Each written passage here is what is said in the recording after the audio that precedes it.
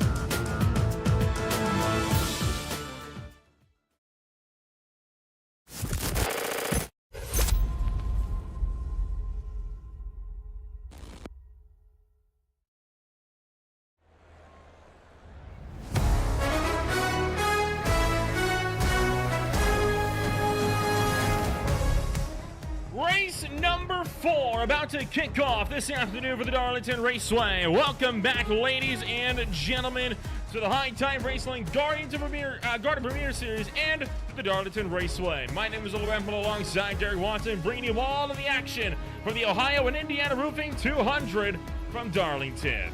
It's going to be an absolutely fantastic night of racing this afternoon. Lots to be excited about in this one. And Derek, it's of course the 4th race of the season. Championship is just starting to enter the middle portion. And it's our first special theme of the night because this is Throwback Week. Yeah, you see it indicated on the schedule there by the little High Tide Racing League logo next to it. We're in Darlington this week. We're at Rockingham in 2 weeks. From tonight, another special night at Texas. So I love this schedule. It's going to be a wild ride here. Darlington, Rockingham, Texas Auto Club, Mid-Ohio. It's going to be a very, very busy and wild 30-some days for the drivers of the High Tide Racing League. Plenty of racing still left to go this afternoon. And before we really go much further, Derek, I do want to, of course, address something here. Of course, you're back in the booth for the third race of the season, and that is, of course, Austin Enstrom. Feeling a little bit under the weather, but I think for good reason. Did just get a bad leukemia diagnosis today. It is treatable, thank goodness, but he is obviously out for the week while he is looking to just kind of handle that news. But he will be back in action next week. He said he's going to be looking to feel better, ready to go once again. But for now, our best thoughts and prayers going out to Austin Enstrom while he deals with that diagnosis. And I think he's going to have a good time watching on board with us here this afternoon. And he gets to kick it back and take it nice and easy this afternoon. I hope he does. I hope it's a great race. Obviously, lots of thoughts going up to Austin. Happy to fill in for you whenever you need. Take the time you need to take care of yourself. An important message we don't often send enough to everybody. Viewers, drivers, commentators, whatever, is take care of yourself. That's the most important thing you can do at times, is take care of yourself. Well, we'll look to the championship standings. Of course, like we say, obviously, Austin, if you are watching along with us this afternoon, we definitely wish you well. If you're watching us back later, well, it doesn't change. We still wish you well, obviously. But entering racing action this afternoon, it is Michael Thorpe Jr. up on top. And Christopher Bassinger, Matt Crockett back in third, Porcel in fourth, and McGill in fifth. Still nice and tight at the top of the points boards, 3 races in. Yeah, look at this. I mean, McGill, he says, in fifth. Jaden Hopp back in sixth. I'm curious to see what comes to that, about 17 points back for Jaden Hopp, a driver you and I thought would likely contend for the championship. You look on back, Bob Barry's back here in 11th. Ty Morasco's back in 13th. Kevin Coburn is back in here. So lots of big names throughout the league. Brian D's back in 18th. And remember, only a few races in, this will all be vastly different. We got a road course upcoming. We got a couple of very unique ovals upcoming, a playoff system. So who knows what that looks like come the end of season 4. Still a lot to go this afternoon, and of course we've also got a few drivers that are on the outside looking in tonight, as Kevin Coburn and Jeremiah Hobbs will become the 2 drivers that were not able to get a chance to race with us here this afternoon, Derek, and hopefully we'll be able to talk to them both a little bit later on tonight, or even in the few seconds we have before we go green here. But tough break to have to watch at the sidelines, but 4th race in a row where we got a completely stacked 43 car grid. Yeah, what a great bit of news this is for the High Tide Racing League. Obviously, it's unfortunate for Hobbs and Coburn, but for the league itself, you're at a spot where you're turning away drivers. What an advertisement that is for the quality of racing and the community that the High Tide Racing League has built, that you have that problem. I sort of joked with them this week and said, if you're going to have a problem, that's an okay one to have, right? You have that kind of problem where your problem is you're turning away drivers.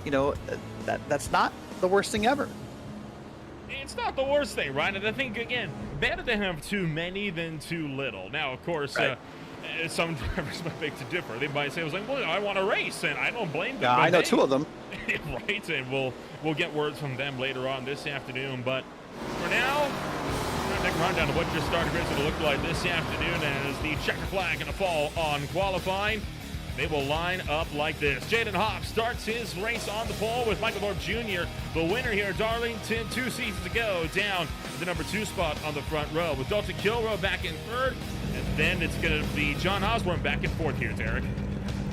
Coming back into P5 is Samuel Bungard back there in P5 with Austin McGill back there in P6. An interesting photo of Austin there. P7, Christopher Bassinger with number 8 being Noah Blackwell. Rounding out the top 10 this afternoon, it's going to be Hayden Wheeler out of New York alongside 75 Racing's Benjamin Lacey. Then back at 11th is Nicholas Coruscant and Bob Barry.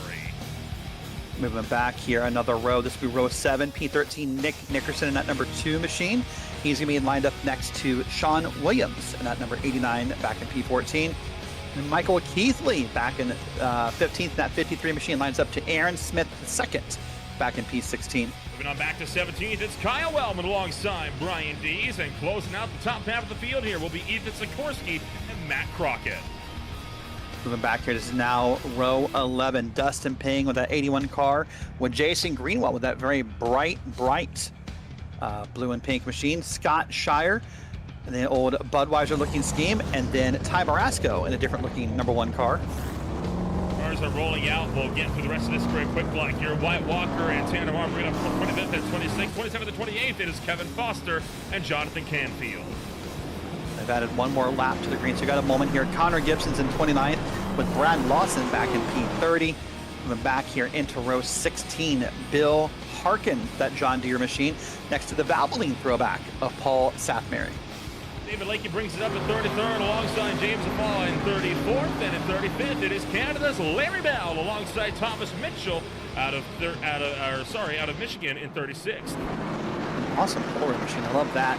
37th, Michael Ashmore, 38th of Anthony Cameron in the number 25 car. And then Joey Neese, part of Team 5 Motorsports, is in P39 with Adrian Loya in P40, and we're going to round it out here in just a moment.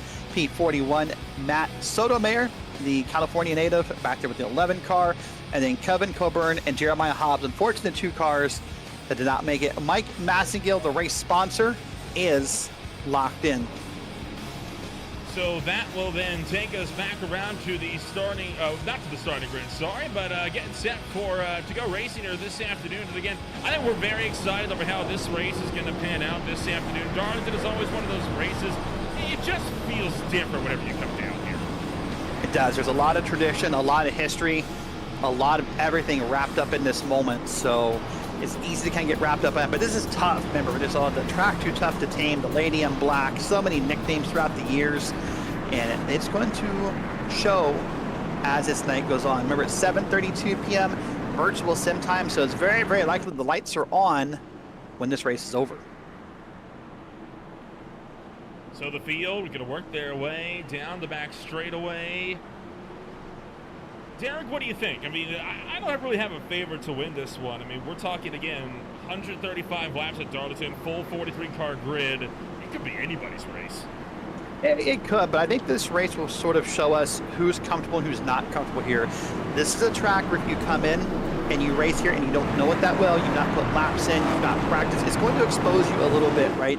Getting up there and rubbing that wall, scrubbing that wall, killing your speed and whatnot will have a negative impact as the night goes on. Michael Keithley will not make the grid as he has found his game having technical problems. He is down and out. We'll work our way meanwhile into the Geico restart zone. Time to get the party started. It's go, go, go from South Carolina.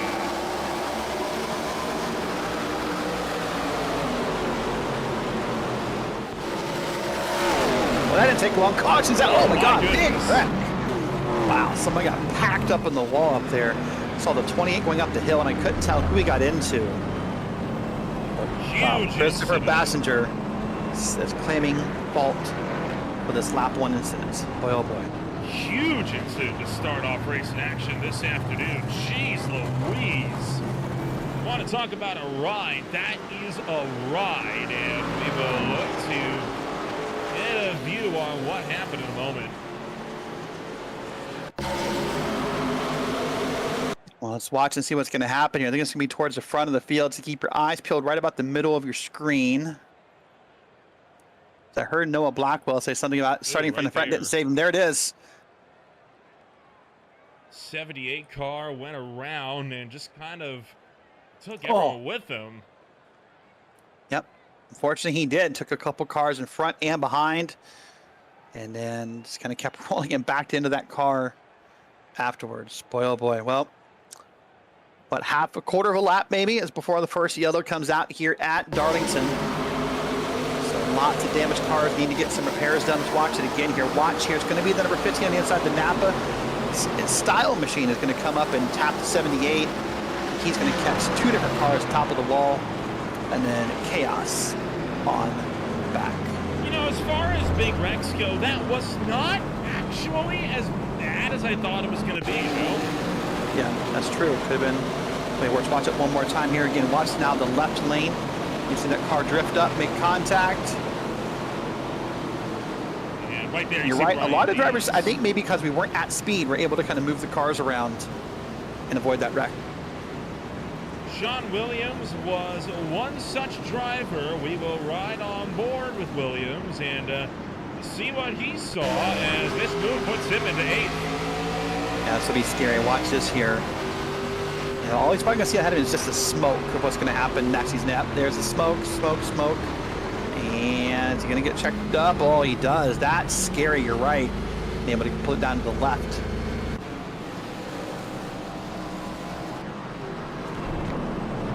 So first yellow flag of the afternoon, definitely not the start to this race that we were hoping to have, but it's a long day, still got time to have a race this afternoon. I think the league just hoping this race isn't going to go the way that we're used to do. Yeah, there's a lot of people maybe hoping that way here. Well, Christopher Bassinger again has apologized to the field, admitting that was his fault. He made the contact, and that's noble of him.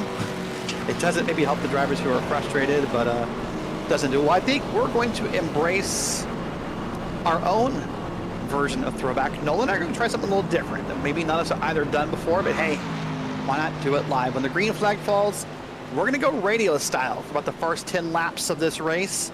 Let's say the first 15 because of the caution. We'll go to lap 15. Nolan's going to cover the front straight in turns 1 and 2. I'm going to try to cover the back straight in turns 3 and 4. We're gonna experiment and see how this feels. They're gonna work their way around turn numbers 3 and 4, and we are ready to rumble once again this afternoon. Jaden Hop gonna work his way into the Geico restart zone, and we'll see who starts where as the green flag drops once again. Darlington, great getaway from Hayden Wheeler as he takes off Christopher Bassinger. Quickly get to the white flag. It looks like potentially for something in the field. They're taking off into turn 2. Coming now out of turn number 2, down the back street. Yet number 5 cars trying to get a diamond out of the corner. Lots of cars hit the wall in the back. Cars everywhere. Everyone's still safe as they now approach turn number 3.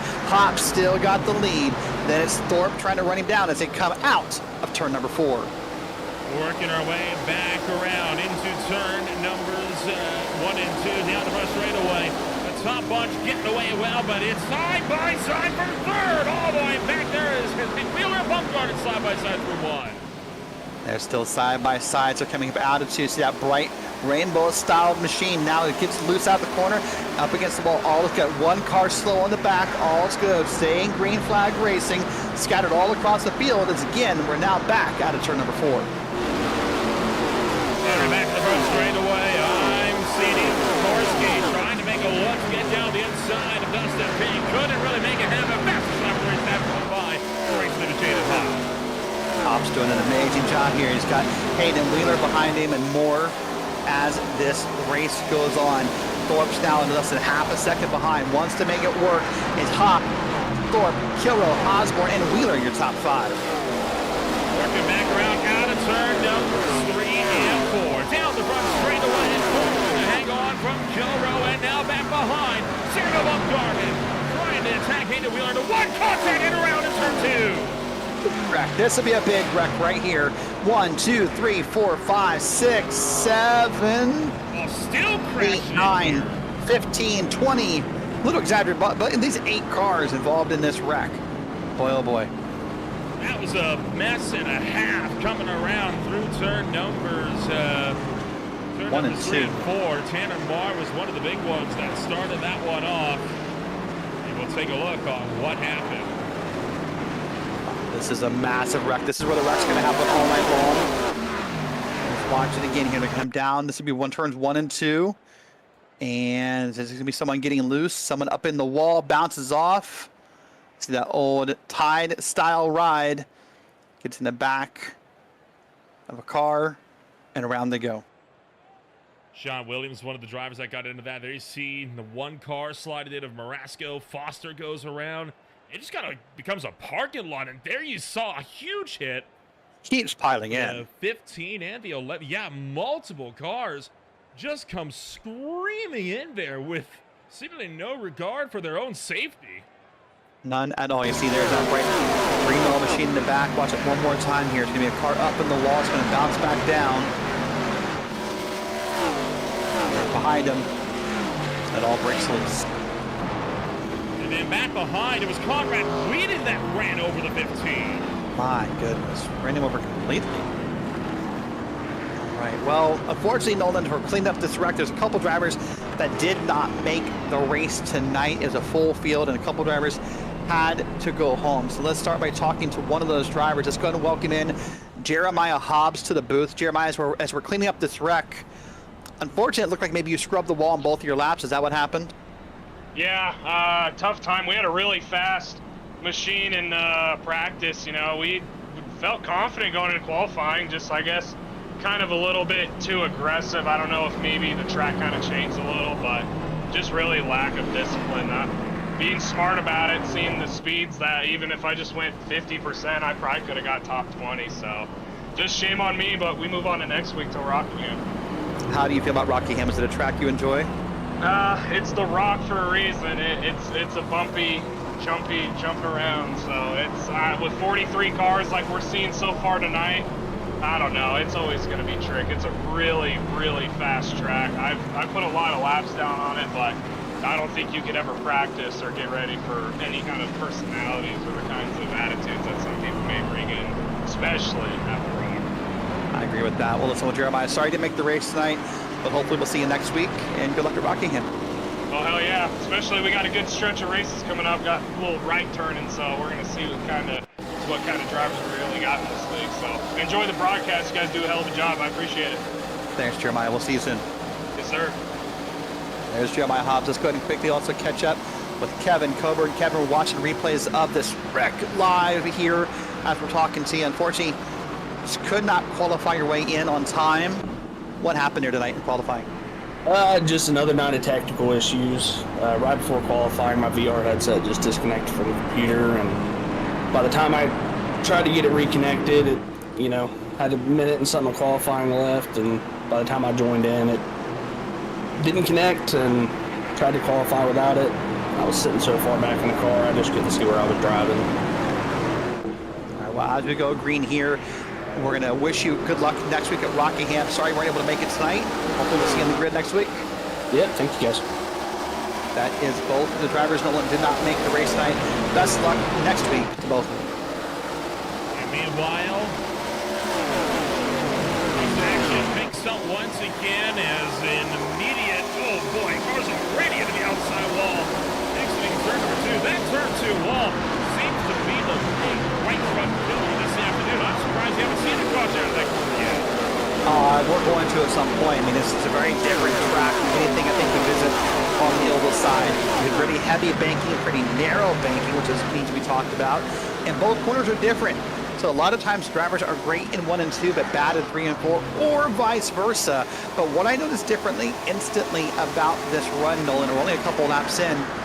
Look at this, 1, 2, 3, 4, 5, 6, probably 15 cars back has already single filed. Maybe some drivers have learned that side-by-side racing at Darlington, isn't going to work. It doesn't work for long, right? It's definitely one of those things where if you're going to be making a move like that, you really have got to be decisive in your desire to go for that move. And you got to be fully alongside by the time you get to the corner. If you're not side-by-side, you're not really going to be able to make it work cleanly. It looked like one car may have already struck the outside wall again. That might be even Sikorsky, who's a bit slower entering turn number 3. Yeah, apologizing for both a little off on the paint scheme side. Throwback week is going to catch us a little bit to get caught up to here. Some drivers running new schemes, old schemes, or throwback schemes for them. So we'll wait and see how that plays out. But here they are side by side. That's a 94 up top. That's a 31 on the bottom. And there the 31 is kind of powered on through after the 94 scrubbed the wall. So for the most part, single file. Further behind, Christopher Baxter under fire from a wounded Sean Williams. Look at how fast Williams got around. And I have to imagine Baxter caught the wall. Exiting turn 2 there. Now Austin Miguel caught up in the last one. Big one. Looking to go to the inside and go back to the point. Yeah, Baxter's having a tough night. Remember, he sort of took claim for the first wreck. Obviously got involved in that second wreck. Got some damage from that. Now having trouble in the corners here and trouble in the back. Saw a car turn around. There's a caution for the third time. Michael Thorpe Jr. around in this one, looking like he may have been the car that brought this yellow flag out. And kind of just rolling backwards here. Now he's going to get that car turned back to the inside. Not sure what has gone awry, but whatever it is, it's clearly enough to spell trouble to there for his day. A tough breakup. He won the race here just 2 seasons ago. Being spun around like that makes me think that late in the track. Makes me think there was some assistance to spine. Oh, it's got the wall. Kind of wiggled 1, 2, 3 times. Back up the track. Hit the 5. And then spun it around. Oh, boy. I feel like Osborne may have tagged that inside wall. You saw how quickly that car shot off screen there. That is not a good angle to be going in at. No, not a good angle at all. Thorpe, of course, massive. Look at this. 1, 2, 3, 4 fishtails around. Caught Osborne. Watch Osborne. Oh! Man, that's unfortunate. Another, what, 10 feet or so? Might have missed he would have had more clearance space. Yeah, that's unfortunate timing for Osborne, but he's driving it away. That's the good news. I thought that car may have been done, but it looked to be moving there. On board is Samuel Bumgarden. That's what he saw as he just barely gets around it. Oh, that's scary right there. I mean, that is just a little bit of checking up and stabbing the brakes that lets you get in that moment.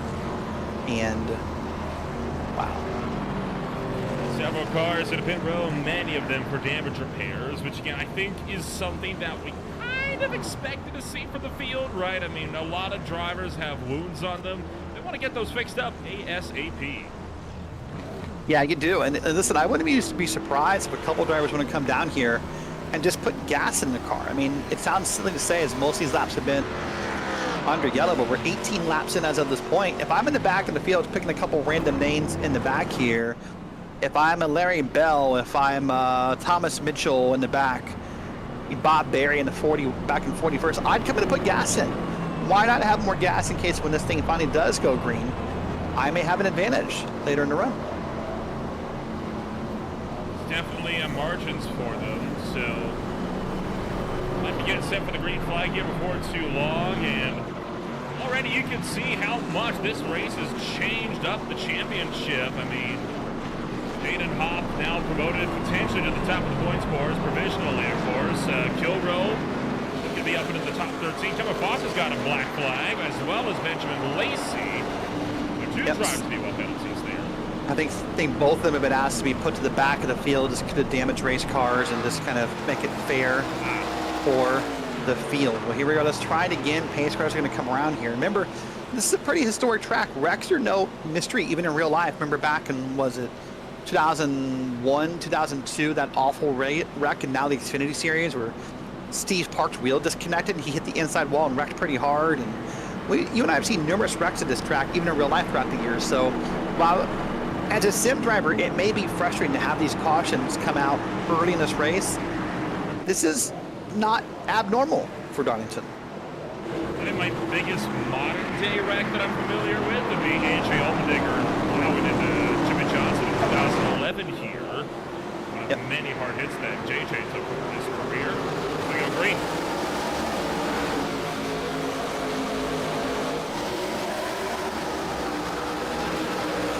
Oh, caution's that again. Oh boy. Well, that didn't take long. Not sure what for. Well, there's some smoke up ahead, so I think we can call that possibly the cause if we can locate it. We shall see. I don't know. End up having in the midfield here, potentially with some wheel spin. Look around Larry Bell. I think we may find some pause around Larry Bell. Let's watch from this angle here. I'm not seeing anything, I'm going to be honest, unless it happened like, wait, oh, whoa. There's one spin up here, but this is after the caution's already out. The caution's already out at this point. What happened here? I have no idea. So the 88s had an incident. Again, not sure what, that was James a fog. They ended up going around here. You see them stack up, but there's no incident until they get down to the turn number 1. I wonder if this, the dust cloud's already out. I kind of wonder if this was a mistake by the admin putting it out, because you're right, there's no need for a caution there. I don't see it, so. Oh boy, well. Gives us a chance to reset here, though. There it was. There it is. Oh, there it is. All right, never mind. Not a mistake. Okay. So Noah Blackwell, it looked like, the cause of this. That was a massive wreck. That thing exploded back there, by the way. And then I don't know what happened up front. Maybe we got nervous checking up. Watch it again here. Is it just going to be someone shooting the gap? We're going to go right about here. Oh, yep, yeah. There's the red and blue machine. Taps that John Deere machine, and around they all go, and all hell breaks loose. And then coming down to the turn number 1, James Afaw is going to just be run over by Ty Morasco. Wants the 88 for a ride. Oh. And then up he's going to hit into a couple people. Well, Nolan, quickly as this race goes on, I think it's fair to say there's going to be more people with damage than without damage if we continue this trend right here. I know what they say, right? I mean, in Darlington, some people prefer cart till this end. If you leave with a clean race car, you're not running the place, right? No, that's very true. And, you know, this is a racetrack also, I think that we talked about people who practice here and don't practice earlier. This track is very polarizing. I mean, there's a lot of people who love this racetrack. There are certain drivers who maybe don't love this racetrack. I think I fall in the weird category. I enjoy commentating it, but I'm much happier up here than down there when it comes to Darlington. I don't enjoy driving it. I find it to be probably the most difficult oval we race on the NASCAR circuit. But they're showing how difficult it is. But hey, the person who's really benefiting the most from all this is Jaden Hopp. I mean, he's led every lap and not really for much effort, really. I mean, he's been under attack maybe once from Dalton Kilroe, but Jaden Hopp's had a pretty easy time under all these yellow flag laps leading this race. We're already 23 laps in. So we're going to get set to go green once again, this time by.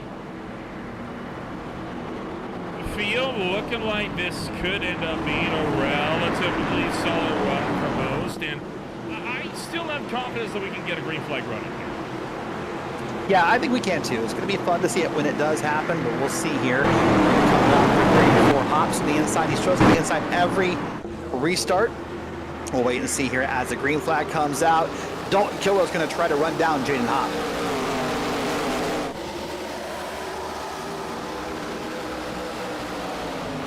This time, no yellow flag immediately.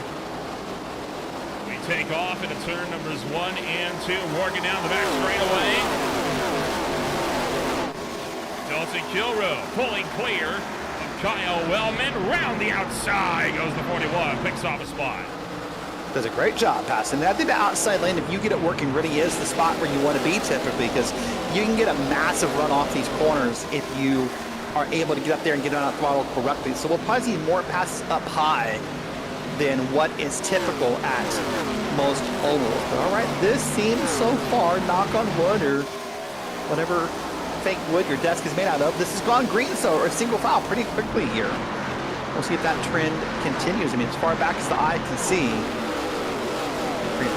Oh, there's some smoke. There's those Darlington stripes. Yeah, just a little bit of the Darlington stripe there. Again, we're able to kind of get a handle on it, so the field going to work their way back up and around. Back into turn numbers 1 and 2. This time by the back straightaway. And Thorpe able to hang on for a spot just a bit further up the road. David Lake there watching right now, trying to battle against Anthony Cameron. Multiple cars to the wall up in turn numbers 3 and 4. And while it's exciting to see that smoke come out, Nolan, it's important to remember that's normal for here, right? We talked about it, earning your Darlington stripes. Most cars will do it as the night goes on at some point. Sort of the tradition, the honor, the prestige of Darlington. By the way, Conrad Whedon got a black flag on the restart, so he was passing the field under yellow, so he's had to come down pit road and serve that penalty. Unable to win his appeal to get that waived, so keep that in mind. That's why he's falling down the scoring board. But I'm impressed. You talk about we could go green. This might be the run that does it. I agree. It could very well be the one that gets the job done. We just need to kind of wait for these guys to get a little bit more line contact, and around goes the 91. Matt Sotomayor spins to the inside of the racetrack. No caution though because of where he's located. Well, then, of course, here on the track we have those lines just sort of to the back of the track. You kind of appear to be the middle. You see it here, but that's the racing surface, quote unquote. The spin is well below the racing surface, so that will not trigger the yellow flag to come out. Sotomayor will be massively behind the field here. He's able to get back up to speed. In fact, he'll be right at the back of the field, I believe, here. Try to get back in line and get moving. To be frank, he got absolutely taken out by Connor Gibson in that number 31 entry. I mean, quite blatantly got taken out by Gibson there, who just kind of ran him up into the wall out of turn number 2. Not a lot he could have done there. No, not could have done at all. In fact, he'll probably even argue that should have been an admin caution. Listen, when another car wrecks you and puts you around, you can make the argument pretty easily that you feel as though there should have been a caution there, and something he can appeal later and try and talk about, but he won't be able to fix, unfortunately. But talking about throwback week, there's one of the throwback paints right behind him. Look at that classic Tide ride. That's a good throwback to NASCAR. I've seen people like Darrell Waltrip running that Tide ride at different points in his career, and kind of fun to see. Yeah, we're seeing quite a few good paint schemes out here this afternoon, and I think for the time being, the 17 is going to continue to try to work to get around Connor Gibson here. So Brian Dees still very much in a fierce fight, and still we see cars rebound up into the outside wall almost every single lap. I mean, that outside wall is going to be moved back like 3 or 4 feet by the time the race is over at this point. Yeah, they're trying, aren't they? They're trying to see if that wall will move, and it's not yet. But, you know, I was thinking it through more. I said the Tide ride in Darlington, and how dare I forget that classic 2001 finish, Ricky Craven, Kurt Busch, the door banging. That's got to be the iconic Tide moment at Darlington. It's the finish that saved the track. This track most likely would not be here had that finish not happened. Yeah, very exciting finish. Probably the finish in a lot of ways that really helped NASCAR get a boost. His first year on Fox, still kind of getting his footing, and then they went door banging down the front straight. Now the field going to continue to battle their way around the turn numbers 1 and 2, and fighting down the back chute. So far. Story. I've never heard this before. Color me shocked. Connor Gibson just appealed to race control. Said, "Hey guys, that wreck there was my fault.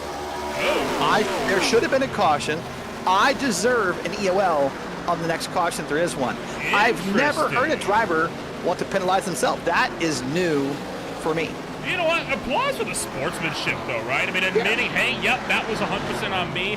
Had that been a yellow, I would have gotten the EOL, and I'm willing to take it. He may regret that. Come down to our next car, could be 20 to go or something, but hey, you put the words out there, you have to live by it.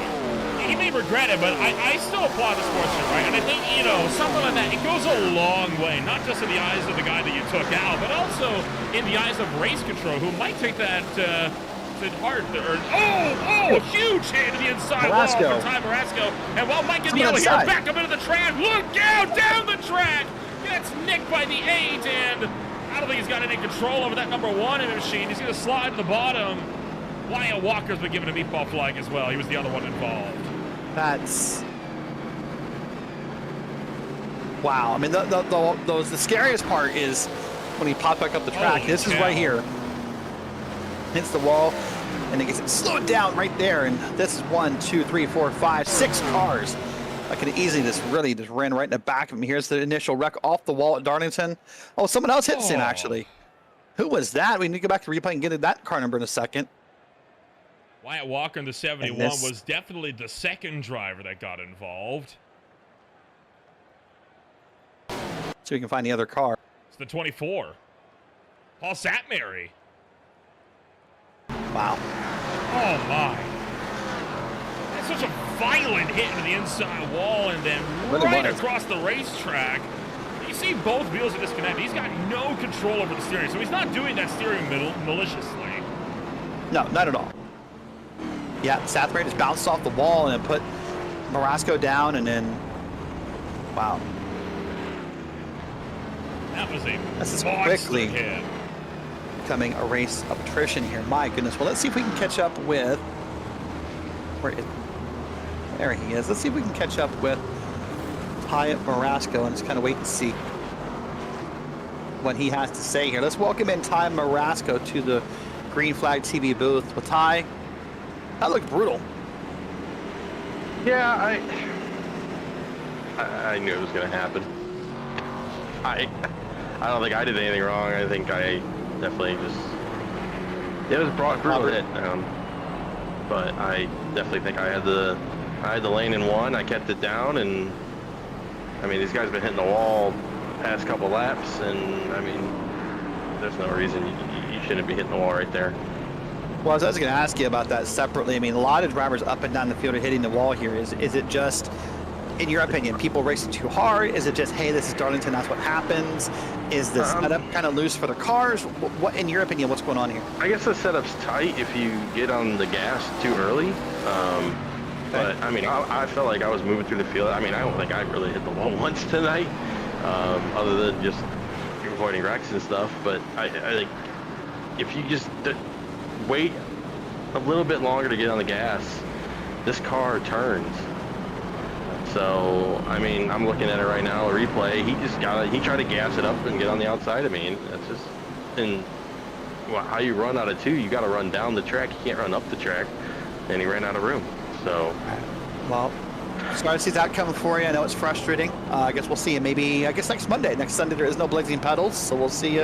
Yeah, you'll see me next Monday. I was just really hoping to get this Hooters or fun Ford Mustang up to the front. It's a nice throwback I made, and thought it was pretty good looking with the car, and just disappointed in some people's driving tonight. All right, buddy. Well, we'll talk to you soon. Yep. That's Ty Morasco. A little disappointed. By the way, Nolan, quick note here. Joey to hop in the field pitted. It's Anthony, Cameron, and Kevin Foster coming around here to the lead. Kevin Foster on the outside, Cameron on the inside. Green flag back in the air as the field takes off down towards turn numbers 1 and 2. Already the top 2 well clears the battle of 3rd on back side by side. Never mind, around goes Joey Nays. Sliding around down to the apron, saves it on the apron. That's a great save by Joey Neese. Good job. Neese, one of those drivers who did not pit. It's the much older tires. Now it's just Kevin Foster. Now he pitted back on lap 22. So he has pitted at some point. Well, let's see what the difference is. Hop now to the inside. And if you're Hop, you can have all the confidence in the world, knowing you have new tires, knowing you have everything here. And you get spun around pretty easily. Blitzes by the driver of the number 8, but that is not going to be something Foster is willing to lay with, as he is now pushing to the back bumper of Jaden Hop down into turn numbers 3 and 4, looking high, trying to look back to the low side to find a way back to the point. Yeah, and Hop's going to quickly pull away here. In fact, he already has 2 3/10 of a second lead here. Last time by was a faster car by almost 3/10 of a second, so he'll quickly start to pull away. That's the battle on back. That's Aaron Smith the second, that bright yellow number 70 car. And he is trying to put up a battle here. Well, Foster had his chance, and it looks like his chance is going to be cast to the wayside as he gets around, or Samuel Bumgarner gets around. Kevin Foster drives up into the number 2 spot, now just less than 4/10 away from Jaden Hop up the road. All of this, and we've still got over 90 laps to go. Yeah, it's been a busy opening of the race, hasn't it? It's almost hard to believe there's still this many cars on the track after all the calamity and beating and banging and wrecks we've seen so far. But this field's pretty resilient, trying to hold on. Man, look at this back in the field here. That's, I believe, Michael Keithley on the bottom. Now here's the 16 on the bottom of the Paul Sathmary. No, Sathmary again, wide off the wall. Whew.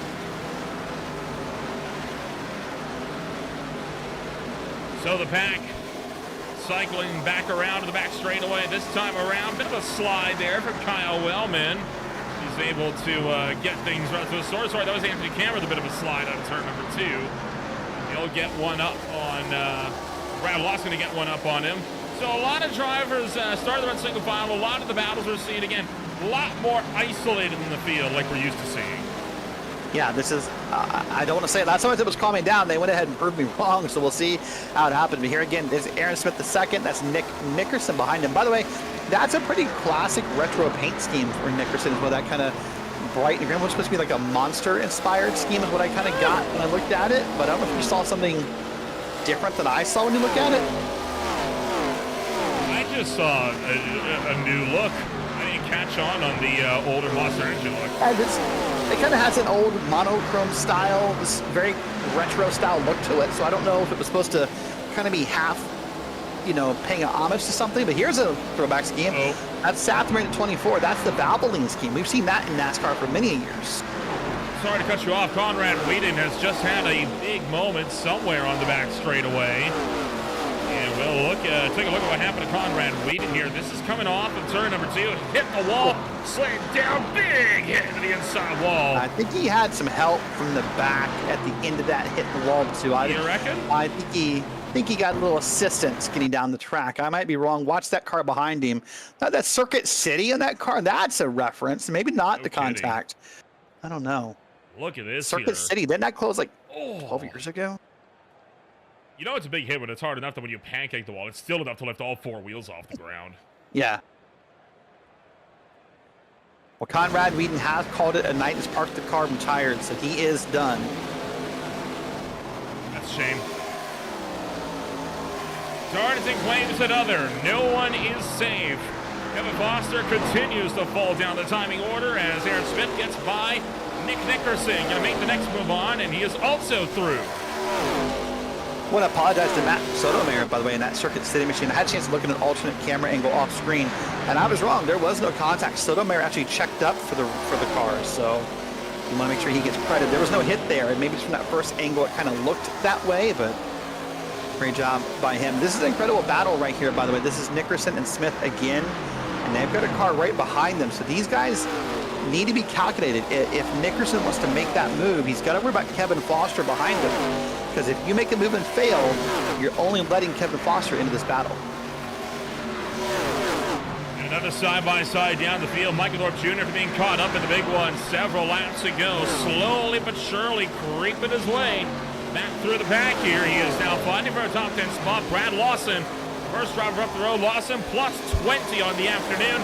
The 34 trying to bump him down one. And he is going to be through and into the top 10. So Thorpe right now on a charge, looking to fight his way to the point.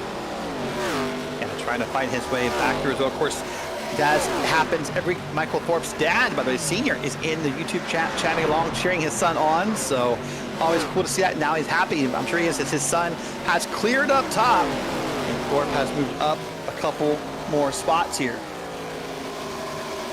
Oh, this, the battle for 8th, which Thorpe will win out handily on fresh tires that he took on lap number. He took several laps ago at least. He is right now 37 running the last caution. Yeah, so he pitted under the last yellow flag. So yeah, you're absolutely correct. So took those tires in force, and Kyle Wellman with issues in turn 1, sliding back for the top 3. What the heck's happened here to Wellman? I don't know. I'm guessing he hit a wall, got down the track, but good news for him is he's now back on track and moving. Let's watch the replay here and see. Going to come into the corner. Oh boy! Whoa. Wow! He had to check up for the cars in front of him almost. He kind of stabbed the brakes and got the car around. But beautiful save for Kyle Wellman. Yeah, did a pretty darn good job of that one. Could have been a bit of a dicey moment, but stabbed the brakes, got the car back down, only dropped back to 6. So that is easily recoverable, and not a lot of damage, I think, is critical as well. Yeah, I think the back down to 6 is probably the impressive part. Typically, if you get loose here at Darlington and you get the car sideways or what have you, he was on spots. That time, he said, I'm not going to get loose up down the track. I'm going to ride the wall. So the multiple puffs of smoke coming up here. And they're going to now pass a car that's off pace and move on through the field. Well, Satmary also slow on the racetrack and potentially coming to pit road here. I'd imagine. Why would he be coming to pit road, though? He pitted on lap 15. Oh, look at all the damage on the right side. He's had a hit to the wall. Yeah, that must be a damage related. Maybe this is undrivable in his opinion. Remember, he hit that wall earlier and got made contact with Ty Morasco. He should have crushed the wall again, and that's probably going to require some repairs in that car. Right on board here with Benjamin Lacey and see his perspective of this. Oh, Lacey. Oh, boy. Wow.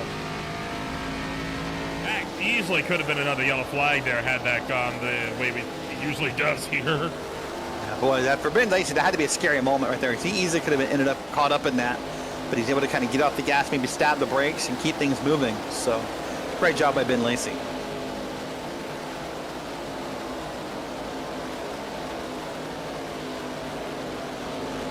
Watching on from the timing tower here as 40 entry of Coruscant trying to get around some lap traffic. Quite a bit of lap traffic right now, kind of playing a hand in how a lot of these lead lap battles are playing out. You know, when you get a full 43 car grid, and a bunch of them are with wounded cars, You really do catch that lap traffic in a hurry, and a lot of drivers are finding that out the hard way. Yeah, and how will lap traffic behave is the question, right? On the when to let you by, do they want to fight for their spot, and what comes on from there. So here's Thorpe. By the way, this is a battle with Dalton and Kilrow. Dalton also with a throwback scheme, and another black and green inspired painting. That seems to be the color choice of the week for throwback here a little bit, is that color style. Dalton has a few more colors though on that car, but that is Dalton Kilrow in a very different looking machine. Brian D's under fire as Thorpe can look to the inside, and the Golden Guardian Esports driver through to the number 8 spot. Dalton Kilrow trying to follow suit as Kilrow looks inside. Dees just misses the outside wall. One driver that did not miss it was the car that just went into the wall behind this pack. And up the road, Kyle Wellman starting to get a little bit feisty as well. Yeah, Wellman's doing well. By the way, I want to mention, I said Kilrow in the black and green. That one actually is a monster-inspired paint scheme, by the way. So I thought maybe the last one was monster. Dalton's actually says monster, so that's easy to detect. That's where he is. But here now back to Wellman, this black and white machine. That time gets good off the corner. And I just want to say to everyone watching, maybe you're a family member, a relative, a friend, a spouse, whatever you have, and you're watching someone do this. It sounds simple to stay off the walls of Darlington. It sounds like such a simple thing. Say, well, don't hit the wall. You have no idea just the way the car travels up the hill, how narrow the exits to these corners are, how much those walls sort of angle in at you. It is tediously difficult to avoid these walls. On board with Kevin Foster as he tries to run down Scott Shire just up the road. This is, again, with the helmet camera, so this really does give an angle on just how tight this racetrack actually is. No easy feat, especially when you got a guy like Michael Thorpe Jr. that is starting to pressure you down to the inside of the racetrack.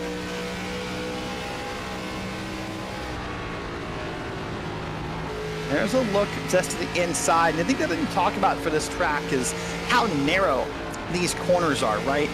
We see sometimes you'll see 3-wide racing happening at Darlington down the front or back straight, never through the corners. It's barely 2-wide racing through the corners. As tight as you think some tracks are 3-wide, that's how tight 2-wide gets at Darlington.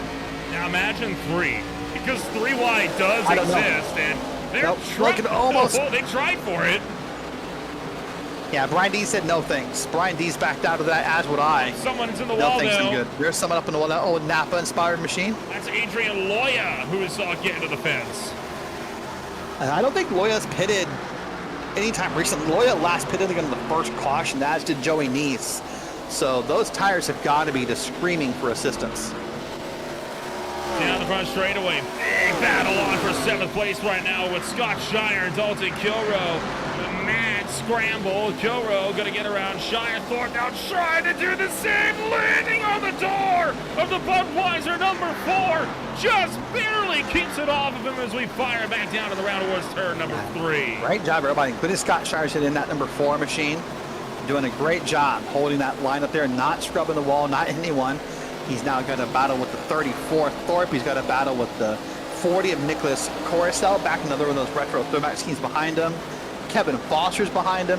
So, oh, this could be the Thorpe under that white line. I thought for sure he was coming back up the track.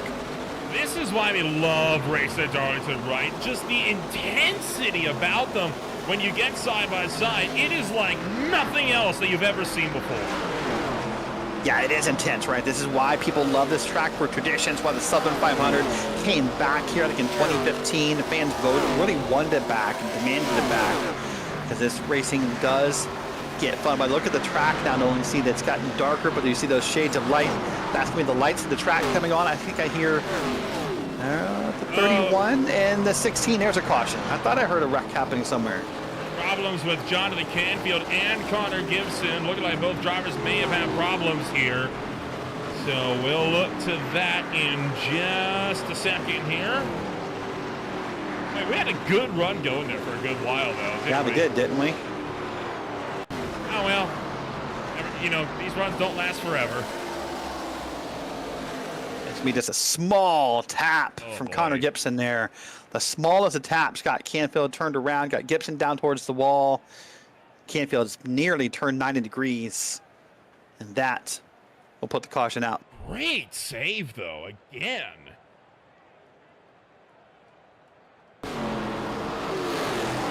Well, I'm almost positive saying is now here we are working lap 65. Everyone pitted on 37.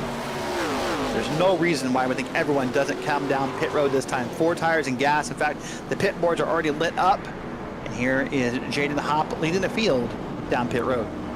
Jaden Hopp leads the field in. Hayden Wheeler staying out, interestingly enough. So Wheeler, he is on the 29th lap of his stint. Samuel Upgard has been given the longest lap penalty, interestingly enough. Not sure what that's all about. Yeah, that I'm unsure of. You see the different pit stop times here on the right side of your screen. You see counting up here. Okay, let's have that stop for a second. It's about around 13, 14 seconds, I would think, for these cars. That'd be 4 tires and gas.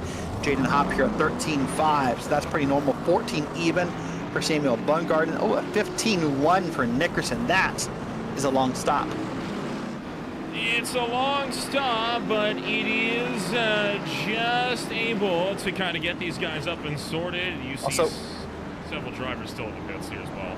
If we go back, I think you'll see John Osborne had to play hokey pokey with his pit stall. He showed a lot of frustration about getting into that pit stall, so I think he'll have a lot of problems. That'll put him pretty far back to the field once these pit stops are done.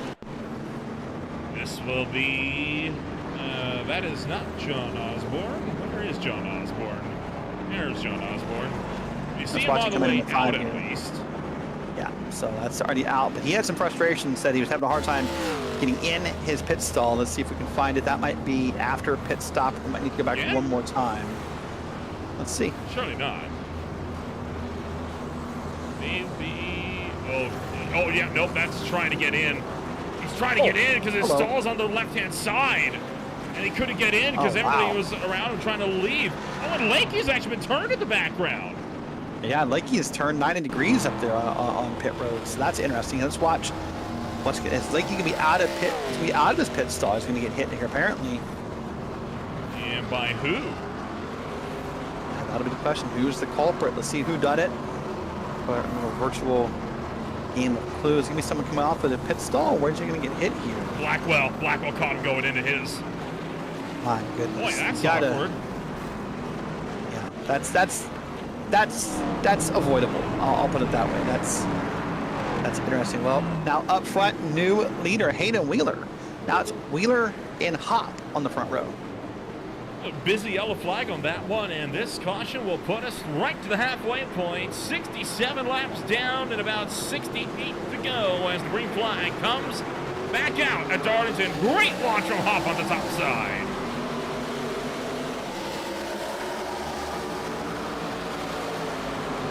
And again, they look for 3 into the corner. Didn't quite work out. Several drivers with black flags.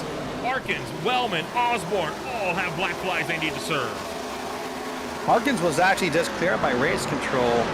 John Osborne unsure why he's black flag, asking for clarification from race control. And so far, none given. He's only got about another lap to serve this. He's got to get down there and serve it. The race control's got to respond here. Yeah, if I'm a driver and I'm asking for clarification, hey, why do I have this? I want to know why I have the black flag, because if that's something that you might be able to make a case for, you come in for a pit stop here on a black flag, you're losing several laps, and it's a race killer. Now, if he can get a lucky caution quickly here, he might have some extra time before he gets down to the lane, but he's going to be forced into pit road. Yeah, this is inexcusable. I don't know why you wouldn't respond. Oh, heads up. 3 wide down the back straightaways. One car got up and close to the outside wall. Now we're down to the turn number 3. Green flag still remains wide open. And loses spots quickly as Hayden Wheeler. Wheeler down here. You see now the pit stop times. You see Loya is down pit road under green. That's confusing to me. Loya, I thought, would have stopped under the yellow. So Dalton Kilroy just at the fastest lap of the race. Wow, lots happening here. A couple of green flag pit stops happening. I don't know. You're not kidding, dude, right? I mean, oh my goodness, Wheeler again being put into the wall. Now remember, he did not pin on the last yellow flag, so this is what old tires versus new tires looks like here. Kilroy's just reset the fastest lap. Yeah, Kilroy's going to get it here. And now that bright colored rainbow, almost old DuPont style machine is right in the top of the wall here. And it's going to try and fit in. Oh, it's hit the wall. He's spun around. Oh, big hit. It's Keithley involved. But Hayden, go stay up there. Oh, no. Huge hit for the 42.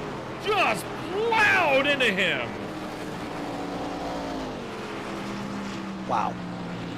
Huge crash coming down onto the back straightaway.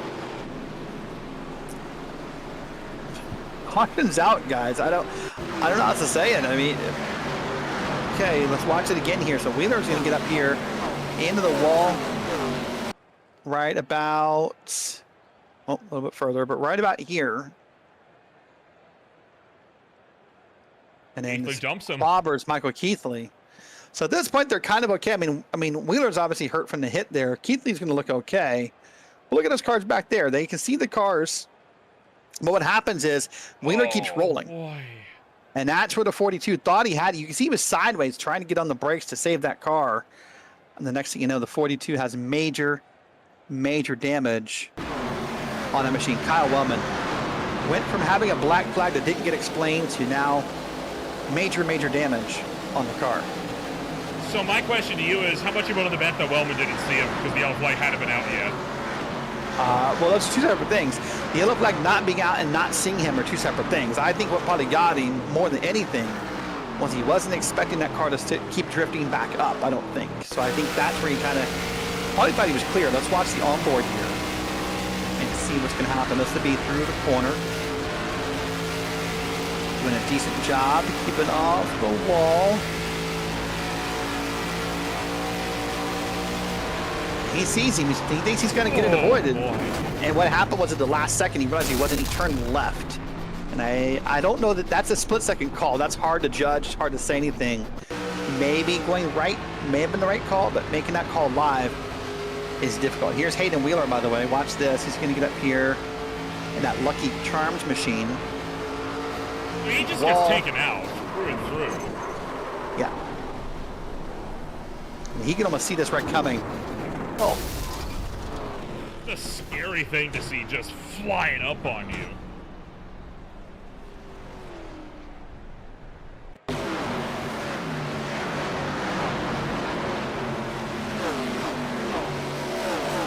Watch it one more time here. You'll see it again. See Wheeler, pardon me, is going to get up into the wall. Actually, he doesn't hit the wall, but I think he does try to correct off the wall regardless. He was scared of hitting the wall. And that's what happens to you. And completely stopped. That is what it looks like to be careened into by a car going about 140 miles an hour faster than you are, at least.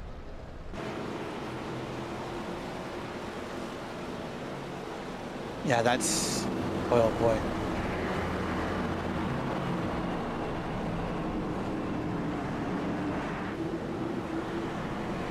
Jeez Louise. I am seeing a small congregation of administration showing up, by the way, in a bit of an admin VC, so potentially some discussions going on behind the scenes. We'll see if anything comes out of those. But Osborne's beating mid-race. That's never usually a good sign. Green flag coming back out. We got 60 laps to go. Well, 60 laps to go. Darlington here could go by. Yeah, we got one around pretty the back. quickly. Never mind. James Afaw spun around tail end of the field. No yellow flag, though. Obviously, he's the single car spin on that one and out of the way. So we'll keep this race green. Yeah, so to say this could go be a very fast, but we do. I mean, 28-second laps. We could do 2 laps, a little more, 2 laps a minute if we keep this green. Be done about 30 minutes. John Osborne has another black flag. Again? What for? That's what he wants to know. So, I don't know. Was it handed by iRacing or a race control while? I'm working to confirm on the back end while we watch the race, but I believe easily. We tried to get a look at what happened to James Afaw on the restart, but I'm pretty sure it's one of those cases. He's been disqualified. Full disqualification for John Osborne at the number 5. What has happened? have no idea what he did wrong. Well, neither does he, and that's the frustration. They could quickly clear it. They have only a few seconds if they want to fix it. No, I don't think it works at that. Once that's handed down, oh wait, no, clear for disqualification. This is, I don't know. What is going on? Osborne's race has been ruined by this. Well, even if the race hasn't, let's break it down to what has probably been ruined, which is his confidence, his frustration levels were high, his patience for stupidity, I'm sure is just about at zero, right? When these things happen to you and no one's talking to you, some people race better angry. For the most part, though, you don't, right? When you get this stuff in your head and you start to not to trust and you start to question, you start to have all these what-ifs in your head and all this, it typically affects you a little bit as a driver. And so let's see what happens to him later in the race, but I don't know. I mean, again, not like he was going, I hate to say it, not like he was going to be much further up the field anyway. He's 2 laps down. But again, those 2 laps being lost from a penalty he was given earlier with no explanation. Yeah. And there's some questions I think that need to be answered post-race, and I think Osborne is well within his rights to ask, but in the meantime, 55 laps to go. Kevin Foster trying to get around David Lakey and the GFR Racing Mustang, trying to run down the U.S. Army Chevy SS. Right now, though, no dice for Foster. We're single file. Yeah, this is something I hope we get cleaned up in the rest of the race and we kind of get a hold of here. I mean, still a great race happening up front, and I feel bad for Hop, Nickerson, Aaron Smith, Dalton Kilrow up front. We've been kind of so focused on the calamities that we've kind of forgotten. There's still a great race happening up front. Hop, of course, took the lead a while ago, and these guys are fighting hard. I mean, even this battle right here, they're fighting hard. There's a lot of great racing at Darlington. I think it's just kind of getting painted with a weird brush due to some of the questions.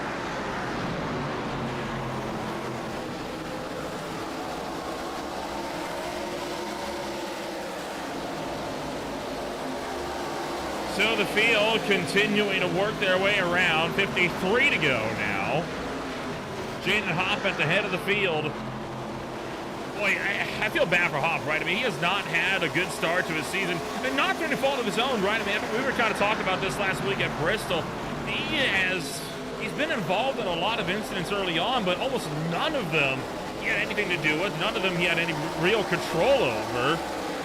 Looking to finally be on track for a good result this afternoon, and that could very well be a championship saver.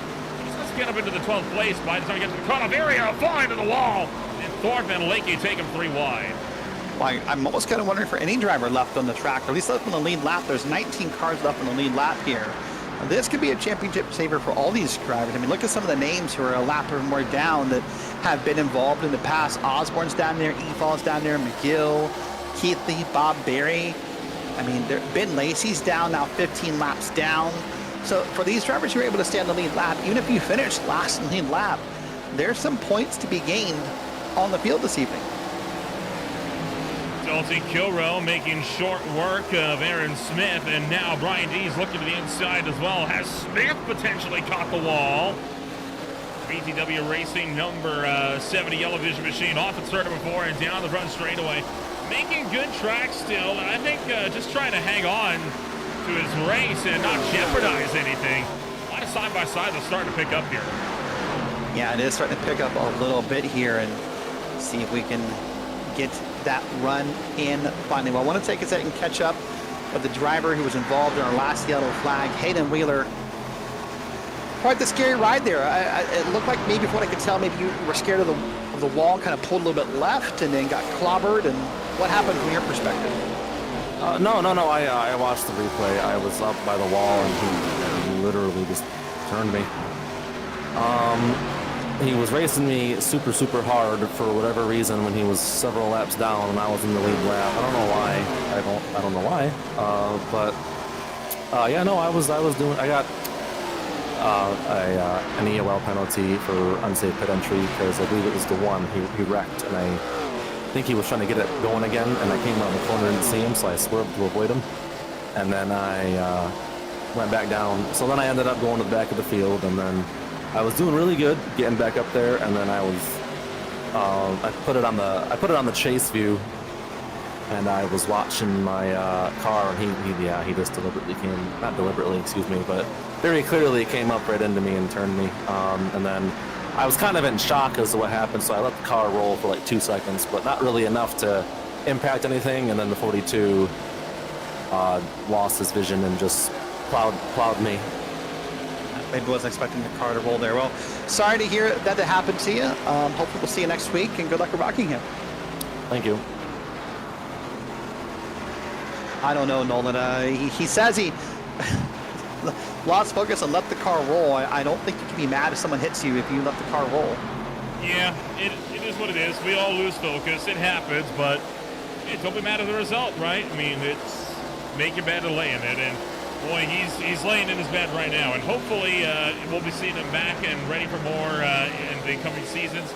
We go Ashmore into pit road, and potentially an issue for Ashmore to send him in, or nope, not no issue, just a very careful pit entry. Very careful, and that's good because despite how much track is down there and how wide that corner feels, that's a very tricky pit entry. So while obviously the optimal way to do it is not that slow, I respect doing it that way. Well, if you are watching this live here on Green Flag TV, thank you for doing so. I want to say hello to Jaden's mom and dad. Jaden Hop says they're rooting for you. Says grandma and uncle are watching too. Madison's rooting on for the 15 of Chris Bassinger. Dustin Ping's out in the YouTube chat. I think I saw Michael Thorpe Sr. out there earlier, so nice group out there. I just saw Brad Lawson and Tanner Marr follow each other into the wall, so the racing man is getting aggressive, and Chris Bassinger just fought his way back up into the top 15 with the Napa Auto Parts number 15. Tell you what, I do love it when people are able to use a throwback scheme on an old with their same number, right? I mean, obviously reminiscent of the old Michael Waltrip Napa Auto Parts paint schemes with the early 2000s. And I love when they're able to implement their own kind of sponsor into it as well. I mean, obviously that's a Napa-inspired scheme, but it doesn't say Napa on it. Chris has found a way to get his own sponsors, his own stuff in there. So a great use of that style for Christie. It says Guardian on the side there and different things. And I start to wonder now, you see cars maybe get more aggressive and maybe get more friendly with that wall again. Saw it again back in the shot there with that circuit shitty machine by Sotomayor. We're about 30 laps in. It was hard to believe we're 30 laps in since the last wreck and the last set of pit stops. I wonder if maybe some tires are starting to kind of get wet. You and I have not had a chance to talk about the track and the racing much tonight. More hits in the wall. But this track is abrasive. This track is bumpy. It's not smooth. It's old. It's worn. And it will abuse your tires. It certainly will, and you really have got to be, I think, kind of on point with everything that goes on here. For the time being, though, I think drivers are not so much worried about they're not so worried about tire drag. They're more worried about lap traffic. Yeah, I mean, you heard Wheeler talk about it. He thought that maybe he was being raced too hard by a lap car, and that's always a debate that will be as old as time, right? How should a lap car race, and when should they race, and what happens from there. But you're right, this is getting a little treacherous, and I'm surprised, honestly, with how big this track is. You know, last week at Bristol, that's where you and I said we were talking about lap traffic playing more of a factor. Maybe next week at Rockingham, a track that's less than a mile, I'd expect to see a lap traffic really involved. I'm stunned almost by just how much lap traffic is involved in this race right now. I think it's a factor for at Bristol. We didn't really get a green flag run long enough to catch lap traffic. Here we've gotten a few long green flag runs, and not to mention over half the field with heavy damage on their cars as well. So they're way off race pace, and we're catching them at a much more rapid pace than we're used to as well under normal conditions.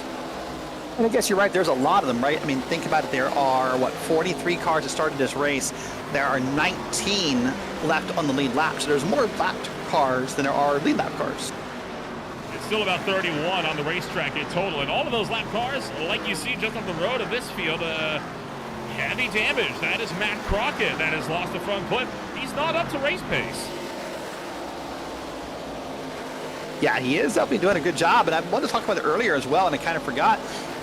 This is a weird track where it's almost like aero doesn't matter as much as you would like to think, right? I mean, last night you know, we did the Blazing Pedals League in Iowa, and I felt like that mattered a tremendous amount to the aerodynamics and the damage to the car. But here we are. That's a car that's basically like an old modified car with an engine exposed, and here it is doing pretty well. Kind of resembles a Florida modified almost in a sense. Yeah. Hey, look, that car won't overheat tonight. I would hope not. Yeah, it's got its own little cooling system built in there, or removed from it, if you will. So, If it but does a nice, overheat, respectful there's more job. problems.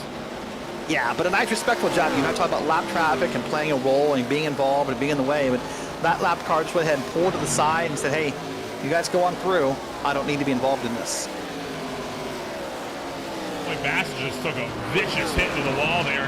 Now battle for spots that are, I think, just still barely on the lead lap.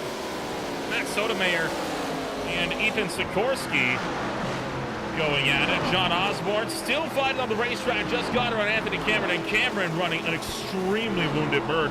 And Cameron, at this point, he's just here for the points. He is right now, he's lapping. We're talking 2 seconds a lap slower than the leaders. And listen, I mean, when you're Cameron and you have that moment, some people would say, why are you still racing, right? Why are you still here? Why are you still this? But with all the damage tonight, why would you not? Like, why would you not come out here and see what else still happens as this race goes on? I mean, yeah, currently you're 24th, but I mean, yeah, that puts you 2 laps down. There's 1, 2, 3, 4 cars ahead of him, 2 laps down. 1 car, and Sean Williams only 1 lap down. And here's a car down pit road, by the way. This is Kevin Foster. So why not continue to lap? If you're Cameron, who knows? You could easily still walk away with a top 20 out of this race. I think that's the thought of a lot of lap cars right now, and they're not without merit because a lot of cars have bounced out of the race, right? Greenwell, Ping, Bell, Massingill, Whedon, Morasco, Walker, Loya, Ashmore, Wellman. For a moment, we thought maybe Osborne all out of this race. It's been a brutal night. Kevin Foster takes 4 tires. He is backing onto the racetrack. I'm surprised we saw green flag pit stops tonight. Well, it did feel like we were going to at one point, but now I'm wondering if Kevin Foster is the trendsetter, right? Now I'm wondering if once Foster does it and he gets back on track for a lap or 2 and he really lays down a couple of laps, maybe even lays down the fastest lap of the night, which is new tires and a colder track, I wonder how long it is before the rest of the field goes, wow, that looks fun. I want that. So I wonder how long before the rest of the field comes down. No one can make it all the way. Remember, we're doing 135 laps. So no one, I don't think, can make it the next 30-some laps.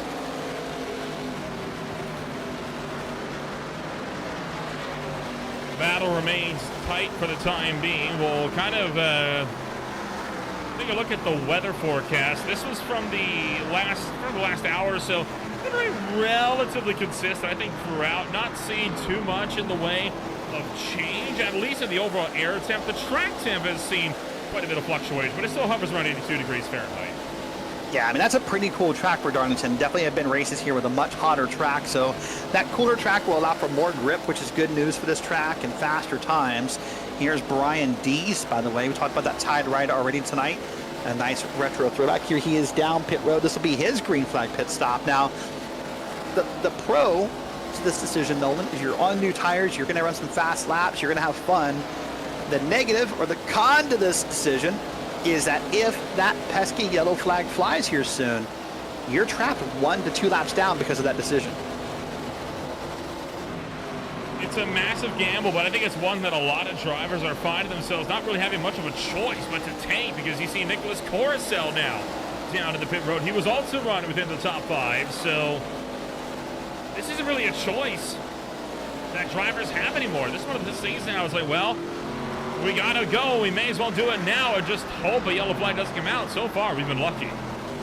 Yeah, we'll get to that cycle pretty quickly. Remember, Kevin Foster was the first one to do it. He's a lap down back in 19th, so he'll quickly gain some spots. He's running some good lap times on the new tires, so it won't be long before the whole field needs to come down.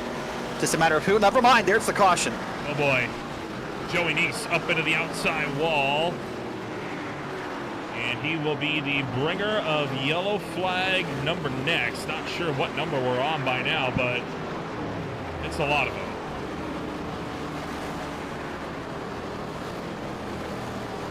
Well, let's see what happens as the replay comes out. Oh, there is a contact with the leader. Now, the question will be who does what.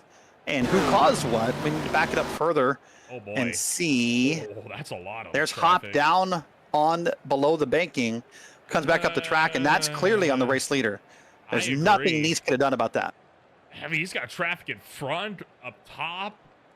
He's not, I don't know where he's supposed to go there. So yeah, that's a very rare mistake from Jaden. Now, what happens to Hop, Nice and- here? Oh, it just slides back up the racetrack. Couldn't get it underneath him. Yep. He's fine here. So, oh, he just. How many times have we seen that mistake made, right? Just throttles up. Boy, oh boy. I'm watching it again. I mean, I don't know if Hop just overreacted to the traffic in front of him, or thought he maybe could make a slide move back up in the field and make that happen, or what he thought was going to happen there. But I mean, he's already admitted on the radio that that was a bad move by him. So he's taking the blame for that And again, moment. as bad of a mistake it is, I do have a lot of respect for people that can admit to when they make a mistake like that. Because it's not a mistake. It's not something you see a lot on the iRacing surface, right? So I have a lot of respect for people that do this. Like, you know what? Yep, I'll put my hand up. My bad. Hey, we've heard interviews tonight where drivers can't claim their mistakes and think they were still in the wrong. So, I don't know. Well, yellow flag out once again. We'll take ourselves a quick step back. When we return, it's more racing action on Green Flight TV. Stay with us. Racing isn't easy, but experiencing it is. iRacing puts you in the driver's seat with the industry's leading sim racing game. Drive on laser scan replicas of the greatest racing circuits from around the world. Go head-to-head against other drivers chosen by skill-based matchmaking to ensure competitive racing at every level. Compete across all your favorite series. In officially licensed cars, engineered to deliver the most accurate driving experience possible.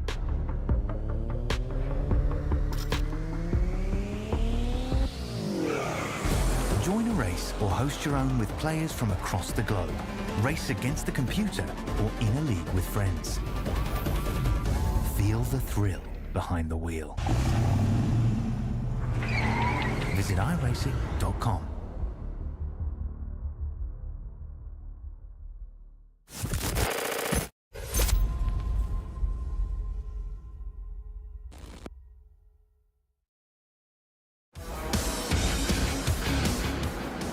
Green Flag TV, ready to go back to Green Flag Racing with 25 laps on the boards for the Ohio and Indiana Roofing 200 from the Darlington Raceway.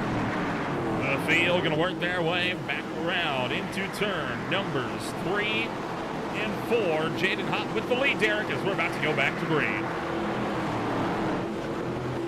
Well, here's Hop. He's going to have Dalton Kiro on the outside. Is watching here. Green flag back in the air. Hop's going to get the jump here. Kilroy's going to be a little behind, and Aaron Smith is second. May take second. Nope, Kilroy's going to hold on to it down to the corner.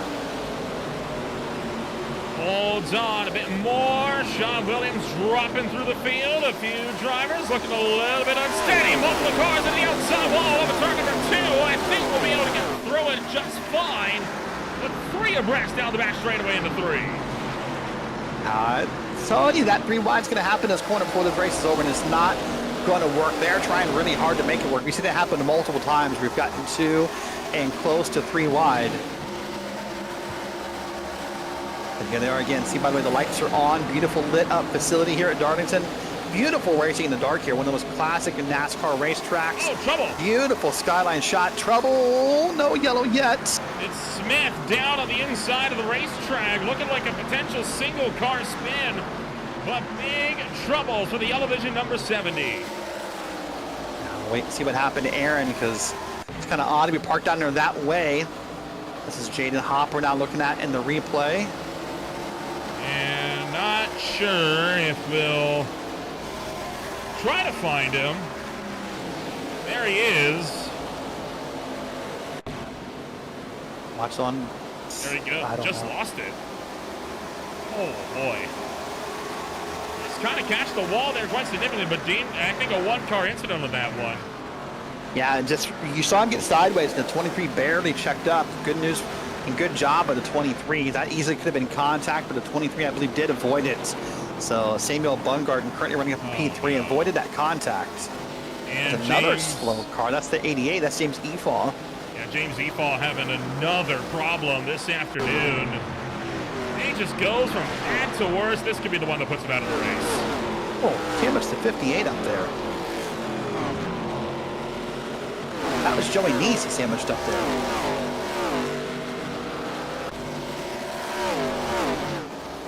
So the race leaders, Dalton Kilroy and Jaden Hobbs, still remain 1-2. Working down the back, shooting at turn number 3. 10th and a half between them. The gap now down to 1/10, and so far, Hobbs still able to pull clear. And I can tell you right now, Dalton Kilroy has had the highest high, the lowest of lows this week. Saturday night SRA NAS Classic. Myself and George Carafitas watched Dalton pull up an incredible close, like hundredths of a second victory to Auto Club. And then turn around last night for Blazing Pedals and out of the race pretty early was Dalton Kilroy due to a wreck. So this weekend's been a highest to high, lowest to low scenario. If he pulls up 2 wins in 3 days, that's gonna be pretty great. Contact between Ping and D sends Brian Dees into the outside wall. We're able to gather up and make the run back down to the turn number 3, but Gibson once again getting elbows out with the Canadian Tire number 31. Fighting out with that Ty Camaro up on top. Doing a great job. Brian Dees, a little wiggle out of the corner, but the 31 kind of backed up and Dees saved the car. Now he's going to be under attack. Maybe not. I thought that car, that classic style car was going to, the 40 was going to try and get up under him, but decided to wait and do it later. So all is good back here in the field. Here's the lead again. I'm confused, Nolan, and correct me if I'm wrong, but I thought claiming cause for the caution would have given him an EOL? Am I confused in my league rules? Am I calling too many league races? I can't exactly recall. I think you and I are in the same boat. We call so many races a week, the two of us. Could very well be a case of the rules getting a little bit mixed up on our end. I can try to do some digging to determine that. Sure, once you figure that out. I mean, he obviously wasn't EOL'd and did claim, so maybe I'm thinking of just, earlier we heard, drivers say I should be EOL'd, so maybe that's what's in my head right now about where we are and what should happen. But right now, Dalton Kilroy, I think, is biding his time. Dalton Kilroy trying to stay cool under the helmet, trying to stay calm. Dalton, one of the VR drivers in this league, uses the VR headset and has a fun time. And it said it gets really hot, which I understand in those VR headsets. We also had to talk early this week in one of the Discords. And Dalton, by the way, is one of those drivers who also is team barefoot when it comes to racing. So no socks, no shoes for Dalton Kilroy. Pure feet on those cold pedals. You are not mistaken. It is first caution EOL, second drive through under green, third hard for the remainder of the race. So you are not incorrect in your assessment. I wonder if it got missed. Well, more cars in the wall. That wall is not being missed, I can tell you that. Because that wall is no one's missing that wall. That wall is maybe missing the peace and quiet of a few hours ago. I said at the beginning of the show, man, Darlington stripes are a thing, and drivers are earning them right now. And with only about 14 laps to go, his racing is getting more and more intense. Oh, beating and banging. Oh boy, that's not going to go well. Nick Nickerson really trying to fight around Brad Lawson. Lawson still maintains the run up on the top side. Both drivers kept it out of the fence. David Lake right behind him. Lawson turns in on him and bumps him again. Nickerson this time clears as Lawson goes up the track and nearly into the outside wall. Well, good news, I will say, is clean and green as we're going to hear now down to 13 to go. And the battles are still raging on. There's Christopher Bassender that 15 talked about. There is the Budweiser machine. And I thought for sure that Budweiser machine was going to cut down in front of Bassender, but they all got it kind of checked up, loaded up, and did a good job. That, of course, Scott Shire in the 4 in that classic Dale Jr. Bud looking scheme. Now there's Brian Dees going around a car. He's now making a pass on the inside. Potential issue here for Michael Ashmore as he is into pit road, and No, same story as last time, just being extremely tender on pit entry. Trying not to force a yellow, I think. Yeah, again, we haven't really had a chance to talk about it all night long, but it's a very difficult pit entry. It looks wide until you get to where the wall is, and it sort of really does not leave a lot of space to turn in there. There are much more accessible pit roads on the NASCAR schedule than what we have here at Darlington. Look at this battle, though. This is Shire. That's the 34. That's Michael Thorpe Jr. Remember, Thorpe came into tonight the points leader. You would have to think Nolan that a P4 finish would likely help him hold on to that. That's a car slow. That's Baumgarten. That is Baumgarten. What happened to you? I don't know. Let's wait and find out. Just going to crack the wall. Oh, boy. And got turned around. Into the inside wall. No caution for this. That explains why it was slow. But the way it was wiggling around, I almost thought for a minute he was out of fuel or something. Yeah, no, that's just going to be a pure crab walk from the damage. But I thought the same thing. But, well, equal opportunity. Wall hitter was Baumgartner, by the way. Hit the outside and the inside wall. No wall left untouched, unfortunately, in that scenario. Here's now Ambassador. He's going to try and make this pass on Shire. Look at this. We're now 10 laps to go. At one point, this felt like an eternity, like would never happen. But we're here. The question is, can we stay green for 9 more laps? 41 people watching us live, and if you like all the drama that's been present this afternoon, boy, you're in for a treat tomorrow where 2 Cornerstone Motorsports teammates get set to go head-to-head in an all-out grudge match. They are tied, entering the final race of the season, and both looking to go for a championship in their rookie seasons. Tune in, 8:45 p.m. Eastern Time, where myself and Ed Brasilka bring you the final race of the Old Mester Road Cup Series. Well, we'll bring you the final 8 laps of the High Time Racing Guardian Premier Series here tonight. Yeah, and of course, then myself, Evan Basoko, back here live for the Premier Sim Gaming Expo Truck Series. We'll be at Kansas. I'm excited for that. So lots more racing action to happen here this week on Green Flag TV.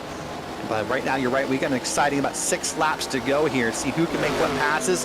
There's a pass on the 14 happening, and I think it's going to be good. An attempt at least. Michael Thorpe Jr. under some heavy fire from Scott Shire. Shire trying to make the move happen. Oh, nearly gets into him as they come around off of turn number 2. And that's going to allow Baxter to pick up a 4th place spot. Now they're racing for the podium as several cars still finding their way in and around. Joe still within half a second as well. Hot for the lead of the race. So that fight's not over yet either. 6 laps to go. Well, here's Baxter now. He wants to take a spot for 3rd and see if he can get around there, but he's having a hard time on the bottom. Probably needs to back it up and get one good run at him. The laps are running down here, and so he may only get one shot at this, Nolan. He may have to set this up perfectly and get it going. He's got to make the move wherever, however possible. It is not an easy driver to get around that is ahead of him here. And now we just have to wonder, is he willing to use the chrome horn to go for a podium and move Thorpe out of the way? Yeah, that'll be the question. I suspect Baxter might be willing to do it. I mean, not out of malice, not out of any ill regard, but sometimes that's what you have to do in auto racing. You have sometimes to get up there and to sort of use a small little bit of bumper. Remember, it's a difference between a bump and run and a wreck and run. Let's see if either one of those gets used. Jaden Hoff at the head of the field, continue to pull away from Dalton Kilrow. We'll cut to that if it gets any closer. For now, Messenger looks high, looks low, trying to find a way around the GGA Esports number 34 Chevy SS. Firing back and around through turn number 2 down the back straightaway. Looking for 3 to go this time by. Yeah, I would say Baxter is really trying hard, trying to figure out how to do it. In his mind right now, he's got to be analyzing every single thing. What line works, what line doesn't work. Will Thorpe make the mistake? Can I just pressure Thorpe is what Baxter's thinking right now. What if I just sit in this back bumper? What if I do this? Can I make him make the mistake without being too aggressive? Remember, Baxter gets one shot at this, and if he messes it up, Nolan, he's going to have 2 more cars passing him by. Scott Shire, Tanner Marr, both looking on eagerly, trying to see if any of them might have an answer for the 4th or 3rd place drivers. Oh, Baxter nearly caught the wall there. Shire trying to chase him down from 5th. 2 to go this time by. Well, here we go, 2 to go. And again, this looks to be the order. I think maybe Baxter, by hit that wall hit up there, has thrown away this opportunity. Again, you see he's almost up against the wall. I just look he can catch Thorpe.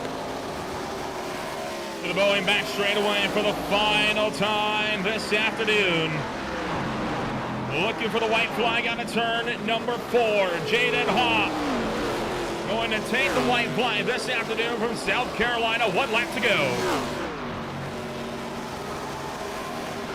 Couple cars getting out of the way. We talked about lap car run on. They're going to move out of the way. Remember, Hopp has a beautiful lead over a second now on Dalton Killer. That race is settled in. Jaden Hopp's parents, family, relatives watching from home, about to celebrate, half a lap away from claiming yet another win. There it is. Checker flags out for Jaden Hopp. Jaden Hopp takes the checker flag this afternoon. Third ball of turn number 4. He will hang on to pick up a solid 3rd place this afternoon. Passenger couldn't do anything about it. And it's a happy day for Jaden Hopp. Finally, his first win of 2025. I mean, you and I both pretty high on this driver. Thought he'd have a great season. This is the beginning of it right here. Has had some rough luck. And hopefully this will be the beginning of a turnaround for Jaden Hopp. It would be absolutely huge if he was able to get that thing sorted for himself and finally make some good points here this afternoon. He'll burn it down as a race winner on the front straightaway. And again, no doubt a happy camper with how this race draws to a close. Yeah, he's going to wait for the cars to get around by, and then he'll start his own burnout process. One of the most historic racetracks. And I'll tell you, Nolan, even sim racing or not, when you win at a track, it feels great. When you win at a track full of NASCAR history, it feels a little bit more special. Darlington, Talladega, Daytona, some of the great tracks that every driver dreams of getting to win at. Indianapolis Motor Speedway, of course. If you're on the road course side, you're talking tracks like Nürburgring, Spa. You're looking at Le Mans being a critical one as well. So many special racetracks on iRacing, and this being one of the first paved racetrack as well in NASCAR history, always feels different to get a win here. So we'll take a rundown now of your official post-race results. Boy, what a wild way to close things out this afternoon. As this afternoon, it is going to be one Jaden Hopp taking home his first win of the season. Dalton Killer picks up the number 2 spot with Michael Thorpe Jr. back in 3rd. Christopher Bassinger will hang on for 4th. Scott Shire back at 5th, Tanamar in 6th. Then it is Nick Nickerson, Nicholas Corso, Brian Dees, and David Lakey to round out the top 10. Going to move back here into P11. Brad Lawson here on the lead lap. It's Connor Gibson, Kevin Foster, Ethan Sikorsky, Aaron Smith the second. That's the last car on the lead lap. Then it's back to 2 laps down for Matt Sotomayor, Jonathan Canfield, Sean Williams, and John Osborne. 3 laps down, as is Bill Harkins. Moving on back to 21st, it's going to be Joey Neese alongside Thomas Mitchell. Anthony Cameron was 5 down with Crockett 6 down. 9 down is Barry and Keithley. 10 is Samuel Baumgarten. 12 laps down is Austin McGill. 13 for Noah Blackwell, and 15 for Benjamin Lacey. Moving back here into P31, these are cars who were not able to finish at this point. Paul Sathmary, James Efall, Michael Ashmore, Hayden Wheeler, we talked to earlier, Kyle Wellman, Adrian Loya, Ty Morasco, Wyatt Walker, Conrad Whedon, and Mike Mileski on your top 40. And the last couple cars on the grid who were pable to run today. Wait for the page to turn one more time. There it is. Larry Bell, Dustin Ping, Jason Greenwell, your 43 cars. The last 2 cars did not qualify their way in, unfortunately, in this race. We'll now be able to take a rundown and give a chit-chat here to all the drivers that came home with us here at the end of the night. And it was a solid drive for one Jaden Hopp, who is able to come home number 1 this afternoon. We will had a chance not to the old school races at 00 this afternoon. And well, Jaden, what a race it was for you this afternoon. You take home the race win, and this one did not come easy. You had to fight off a lot of drivers to get the job done, and I think you are the only driver that finished where he started. It's got to feel good. Yeah, it feels good to finally be up here after the last 3 races, after winning the pole so many damn times. It's good to be up here. Overall, kind of talks through the season so far. I know we were kind of touting you as the next big threat for the title. Has not been the best of starts to your season. How do you reckon your championship hopes are shaking up, though, now that you got a win? Well, we're locked into the playoffs now, so I feel pretty good about that. Good to finally finish better than where I was. I think finishing 14th was the highest I got before now, so it's good to finish up there and then just see where the season takes me from here on out. And I'm going to have to kind of bring the mood down a little bit. Of course, you got caught up in that last caution of the race. You did take responsibility, and full marks to you. Kind of talk us through your perspective on the incident and what happened after. I feel bad about that. Leading up to it, I know there was that whole gaggle of cars in front of me. I don't know who it was. Doesn't really matter. The car in front of me braked or lifted earlier for the corner than I expected him to. So I hooked it left from there, and then I haven't gone back and seen it, but I don't think I did a very good job like rejoining back into the track. So yeah, feel a little bad about it, yeah. Well, taking it on the chin and putting your hand up saying, hey, my bad, it goes a long way. You've no doubt earned the respect of quite a few people, even those that were caught up in that incident, for, taking that on the chin. Keep up the good sportsmanship, and hopefully we'll be seeing you with another good result next week. Yeah, I'm hoping so. Thank you.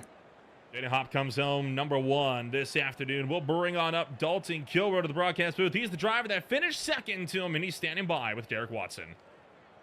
Dalton, I feel like we need to make a petition for you to change your car number to 2, because I think it's just so many times like that's where you're finishing. I mean, I don't know though. He had a great run, but I feel like towards the end, Jaden Hopp would just pulled away from you.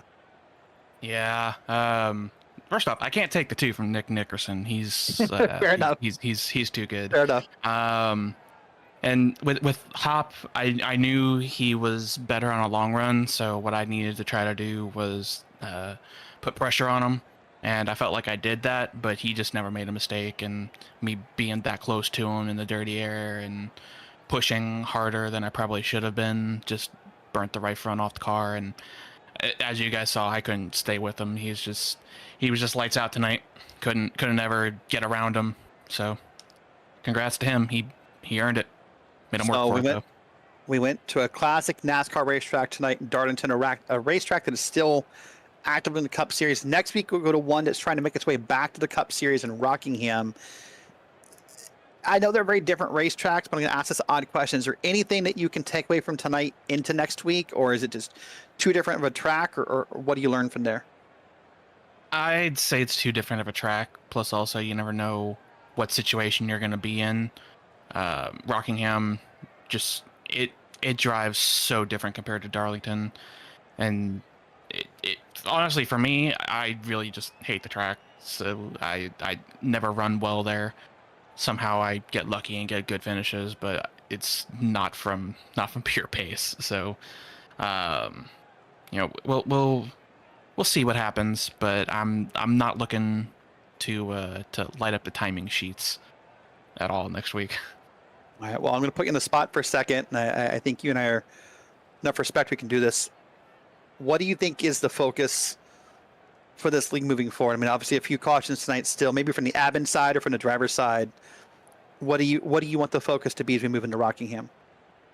Well, we're definitely just going to look at the incidents tonight and see what all actually took place, because there's just so much going on that it's hard to keep track of everything. And plus, with us being in the car, I mean, the only person we have up in the sky is Red.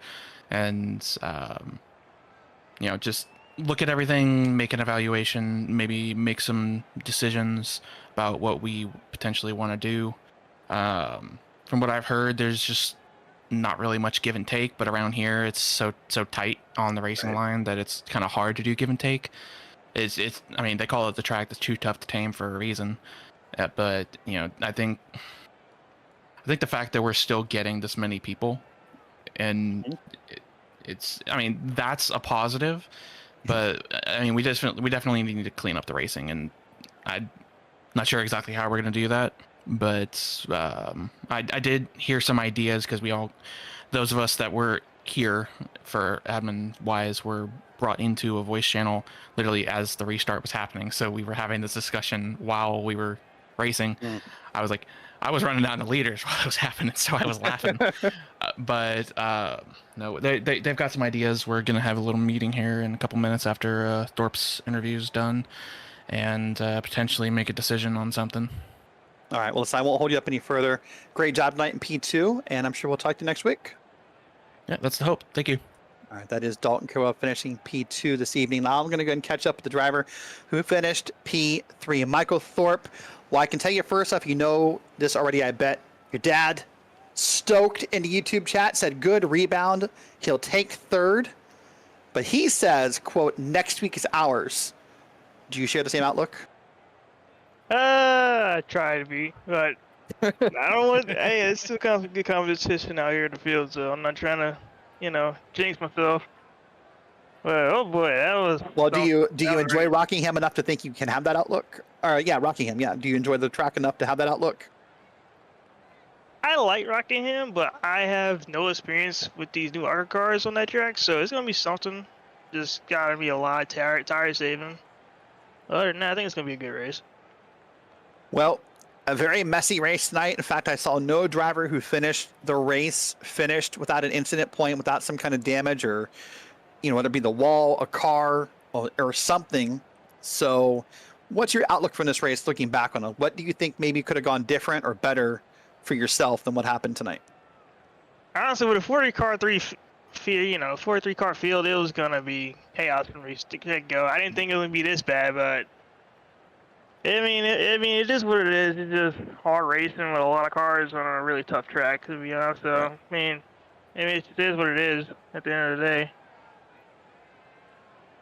Well, a great run tonight, P3. This likely keeps you in the points lead as we move ahead into another week here at Rockingham. So it's just got to be good momentum and great feeling, right? Yeah, this is the only downside from this. When I hit that wall coming off 2, it's just the car never felt the same after that, especially after getting into that wreck under yellow. Just the car never really felt the same after that. It just felt like really tight and really slow in 3 and 4. Just really nothing I could have done about that, but just hang on to it. I feel like I had a fast car for the lead though, but I just couldn't get the momentum going. Fair enough. Well, listen, it was a pleasure watching you run tonight. Congrats on P3, and we'll see you next week. Thank you, guys. All right, that is Michael Thorpe Jr. He finishes P3. Well, I think all the interviews tonight kind of share the same perspective, Nolan. It's just kind of a messy night, full of damage, full of wrecks. Everyone's probably glad it's over. It was a wild night. I think that's putting it mildly. I mean, holy cow. What a race, though. I mean, it was... You don't often get races like that, and leagues are usually not big fans of the races like that, and I think it's understandable why they're not big fans of it, but, like they say, they have ideas rolling forward into next week to try and clean things up. I'm very eager to see what those ideas are. These are the provisional, unofficial championship points exiting tonight. Thorpe still maintains the lead, but 2 points over Christopher Bassinger, who has been able to close on in. Hop, with that great finish, has been able to finally improve to third, getting a really good result. I think that was something that he sorely needed tonight, and it could very well be a critical factor for him entering Rockingham next week.